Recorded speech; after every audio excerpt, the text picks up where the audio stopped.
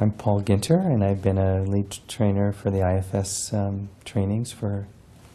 about 10 years, and I've been involved with the IFS work for about 15 years. Well, I was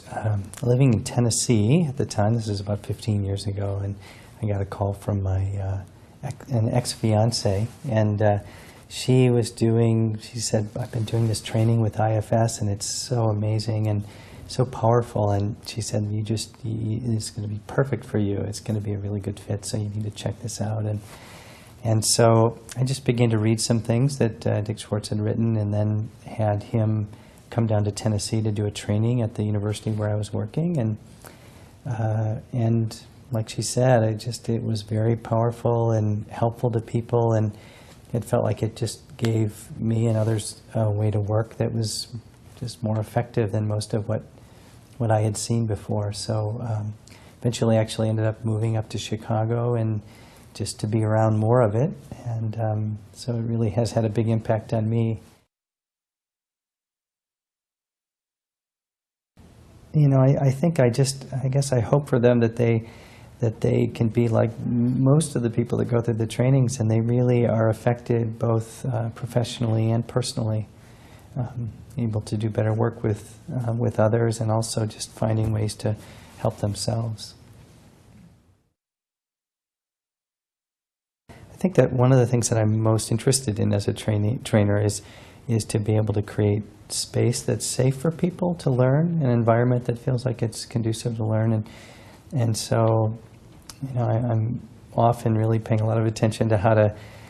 help people to respect one another and treat each other with a kind of care, and find ways to create curiosity in people. I've been working on it, but I don't know as though my forte is real linear lectures. But I think what I probably do best is to be able to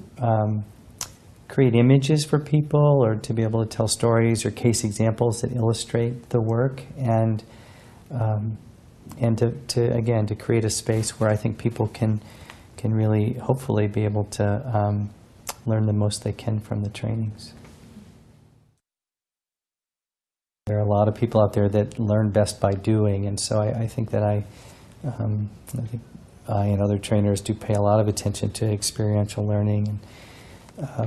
But I'll give an example of the kind of thing that I'm likely to do in a training, and with the other trainers is if we're, for example, talking about parts of us that are protective in some way, I'm likely to give a very brief talk about that and present some concepts or principles or maybe even some techniques, and then to have people do some kind of process that allows them to really experience what it is that we're talking about. So, for example, in this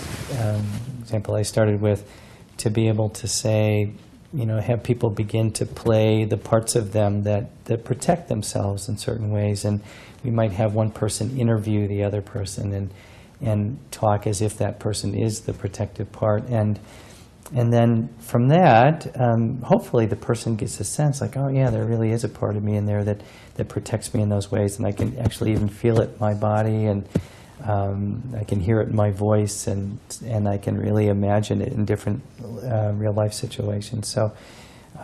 from there, hope to have people experience the work and do work with other people and see if they can translate both the didactic and the experiential learning into work with other people. It's a big commitment. It's a big commitment of time and money, and